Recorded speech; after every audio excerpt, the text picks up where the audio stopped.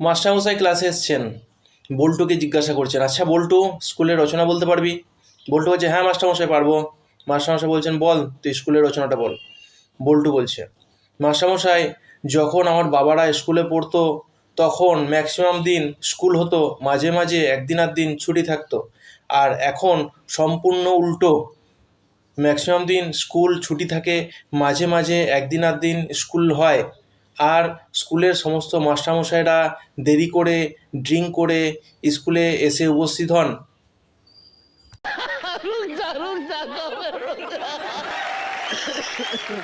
তো স্কুলের ক্লাসে পল্টু বারবার হাত উঁচু করছে। মাস্টারমশাই পল্টুকে দেখে বলছেন, আচ্ছা পল্টু, তুই কিছু বলবি? পল্টু বলছে, স্যার আমি আপনাকে একটা প্রশ্ন করব। মাস্টারমশাই বলছেন, বল কি বলবি। পল্টু বলছে, আচ্ছা স্যার বলুন তো, কোন পাখির বাবা নেই? মাস্টারমশাই বলছেন, কোন পাখির বাবা নেই মানে? আমি পারবো না, তুই বল। পল্টু বলছে, স্যার এটাও জানেন না? কাক স্যার, কাকের বাবা নেই, ওই জন্য ছোটো থেকে ওর মা কা কা কা কা বলতে শেখায়।